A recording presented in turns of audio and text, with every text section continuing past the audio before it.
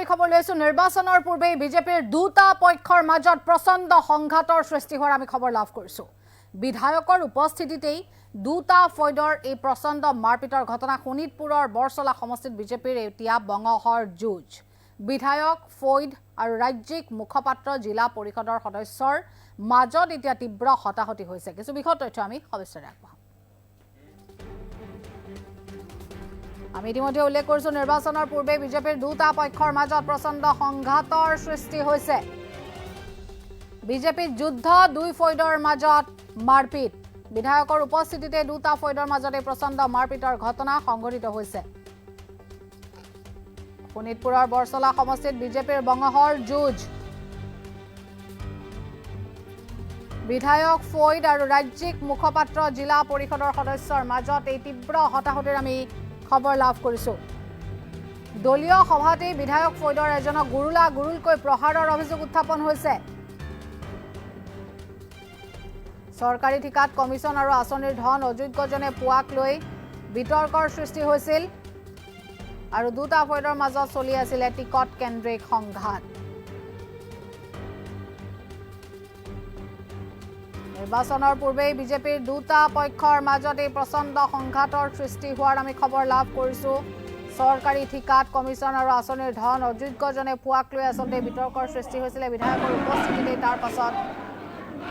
দুটা ফৈদৰ মাজত এই প্ৰচণ্ড মাৰপিটৰ ঘটনা সংঘটিত হয় বিজেপিৰ বঙহৰ যুঁজ দেখিবলৈ পোৱা গৈছে এতিয়া বৰছলা সমষ্টিত ৰাজ্যিক মুখপাত্ৰ জিলা পৰিষদৰ সদস্যৰ মাজত এই হতাহতিৰ ঘটনা দলীয় সভাতে বিধায়ক ফৈদৰ এজনক গুৰুলকৈ প্ৰহাৰ কৰাৰো অভিযোগ উত্থাপন হৈছে মুঠৰ ওপৰত পৰিস্থিতি অধিক উত্তপ্ত হৈ পৰে চৰকাৰী ঠিকাত কমিছন আৰু আঁচনিৰ ধন অযোগ্যজনে পোৱাক লৈ আচলতে বিতৰ্কৰ সূত্ৰপাত হয় দুটা ফৈদৰ মাজত টিকট কেন্দ্ৰিক সংঘাত চলি আছিলে আৰু তাৰ পাছতে পৰিস্থিতি আৰু অধিক ভয়াৱহ হৈ পৰে নিৰ্বাচনৰ পূৰ্বে বিজেপিৰ দুটা পক্ষৰ মাজত এই ভয়ংকৰ সংঘাতৰ সৃষ্টি হোৱাৰ আমি খবৰ লাভ কৰিছো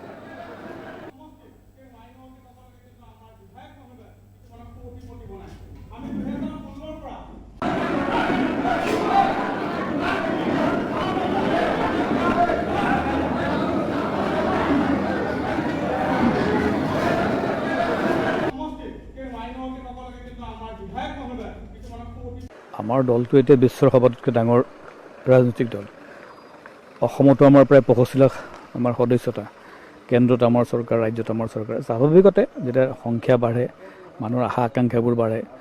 গতিকে তৎসত্ত্বেও এটা অনুশাসিত দল হিচাপে মই আশা কৰিম যদি তেনেকুৱা ক'ৰবাত কিবা হৈছেও মোৰ বোধহয় তেনেকুৱা বিশেষ একো নাই কেতিয়াবা ক'ৰবাত হয়তো কাৰোবাৰ থাকে মনোমালিন্য ঘটে মাৰপিট প্ৰচণ্ড মাৰপিট হৈছে তেজৰে আঙুলি হৈ গৈছে সেইটো যদি তেনেকুৱা হৈছে দুৰ্ভাগ্যজনক কথা সেইটো হ'ব নালাগিছিল ভাৰতীয় জনতা পাৰ্টিৰ পাৰ্টি ডিফাৰেঞ্চ বুলি আমি কওঁ গতিকে হয়তো ক'ৰবাত কেতিয়াবা হৈ যায় আমাৰ এতিয়া ইমান অনুশাসনৰ প্ৰয়োজন আছে অকণমান নিশ্চিতভাৱে আছে এটা অনুশাসিত দল আমি গতিকে আমাৰ দলত অনুশাসনৰ প্ৰয়োজন আছে অনুশাসন আমি মানি চলোঁ প্ৰত্যেকৰ ওপৰত প্ৰযোজ্য হয় তেওঁলোকে ওপৰৰ পৰা তললৈকে প্ৰতিগৰাকী আমাৰ সদস্যৰ ওপৰত অনুশাসনটো আমি মানিয়ে লওঁ তেনেকৈ বিধায়কৰ সন্মুখত হৈছে গতিকে মই দেখা নাই মই শুনিছোঁ এই কথাটো যদি তেনেকুৱা কিবা এটা ঘটনা ঘটিছে হ'ব নালাগিছিল দুৰ্ভাগ্যজনক ঘটনা কিয়নো সন্মুখত নিৰ্বাচন ৰাইজৰ আশীৰ্বাদ আমাৰ লগত আছে চৰকাৰখনে ইমানবোৰ কাম কৰিছে ইমানবিলাক সেইফালৰ পৰা ডেফিনেটলি যিকোনো ৰাজনৈতিক দলৰে যদি ৰাজনৈতিক দলৰ মঞ্চত যদি এই ধৰণৰ ঘটনা হয় এটা বেয়া বাৰ্তা যায় এইবোৰ হ'ব নালাগে আৰু অনুশাসিত দল হিচাপে আমাৰ যিটো ঐতিহ্য আছে পৰম্পৰা আছে সেইটো সকলোৱে অক্ষুণ্ণ ৰাখক বিহিত ব্যৱস্থা গ্ৰহণ কৰিব শীৰ্ষ নেতৃত্ব সেইটো দলীয় সেইটো মোৰ এখতিয়াৰত নপৰে যদি তেনেকুৱা কিবা হয় অভিযোগ যদি আহে আমাৰ তেনেকুৱা ব্যৱস্থা আছে দলৰ ভিতৰতে গতিকে গোটেই কথাবিলাক আভ্যন্তৰীণ কথা গতিকে এটা নিজৰ ভিতৰতে মীমাংসা কৰিব পৰা যাব কিন্তু অনুশাসন আমি সকলোৱে মানি চলাটো উচিত আমাৰ দলটো এতিয়া বিশ্বৰ সবাতোকৈ ডাঙৰ ৰাজনৈতিক দল অসমতো আমাৰ প্ৰায় 85 লাখ আমাৰ সদস্যতা কেন্দ্ৰত আমাৰ চৰকাৰ ৰাজ্যত আমাৰ চৰকাৰ স্বাভাৱিকতে যেতিয়া সংখ্যা বাঢ়ে মানুহৰ আশা আকাংক্ষাবোৰ বাঢ়ে গতিকে তৎসত্ত্বেও এটা অনুশাসিত দল হিচাপে মই আশা কৰিম যদি তেনেকুৱা ক'ৰবাত কিবা হৈছেও মোৰ বোধহয় তেনেকুৱা বিশেষ একো নাই কেতিয়াবা ক'ৰবাত হয়তো কাৰোবাৰ থাকে মনোমালিন্য ঘটে মাৰপিট প্ৰচণ্ড মাৰপিট হৈছে তেজৰে আঙুলি হৈ গৈছে সেইটো যদি তেনেকুৱা হৈছে দুৰ্ভাগ্যজনক কথা সেইটো হ'ব নালাগিছিল ভাৰতীয় জনতা পাৰ্টিৰ পাৰ্টি ডিফাৰেঞ্চ বুলি আমি কওঁ গতিকে হয়তো ক'ৰবাত কেতিয়াবা হৈ যায় আমাৰ এতিয়া ইমান অনুশাসনৰ প্ৰয়োজন আছে অকণমান নিশ্চিতভাৱে আছে এটা অনুশাসিত দল আমি গতিকে আমাৰ দলত অনুশাসনৰ প্ৰয়োজন আছে অনুশাসন আমি মানি চলোঁ প্ৰত্যেকৰ ওপৰত প্ৰযোজ্য হয় তেওঁলোকে ওপৰৰ পৰা তললৈকে প্ৰতিগৰাকী আমাৰ সদস্যৰ ওপৰত অনুশাসনটো আমি মানিয়ে লওঁ তেনেকৈ। বিধায়কৰ সন্মুখত হৈছে, গতিকে মই দেখা নাই, মই শুনিছোঁ এই কথাটো। যদি তেনেকুৱা কিবা এটা ঘটনা ঘটিছে হ'ব নালাগিছিল, দুৰ্ভাগ্যজনক ঘটনা। কিয়নো সন্মুখত নিৰ্বাচন, ৰাইজৰ আশীৰ্বাদ আমাৰ লগত আছে, চৰকাৰখনে ইমানবোৰ কাম কৰিছে, ইমানবিলাক প্ৰভাৱ পৰিব। সেইফালৰ পৰা ডেফিনেটলি যিকোনো ৰাজনৈতিক দলৰে যদি ৰাজনৈতিক দলৰ মঞ্চত যদি এই ধৰণৰ ঘটনা হয়,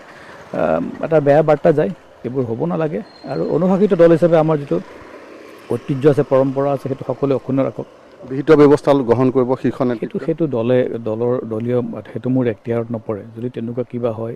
অভিযোগ যদি আহে, আমাৰ তেনেকুৱা ব্যৱস্থা আছে দলৰ ভিতৰতে। গতিকে গোটেই কথাবিলাক আভ্যন্তৰীণ কথা, গতিকে তাক নিজৰ ভিতৰতে মীমাংসা কৰিব পৰা যাব। কিন্তু অনুশাসন আমি সকলোৱে মানি চলাটো উচিত। আমাৰ দলটো এতিয়া বিশ্বৰ সবাতোতকৈ ডাঙৰ ৰাজনৈতিক দল। অসমতো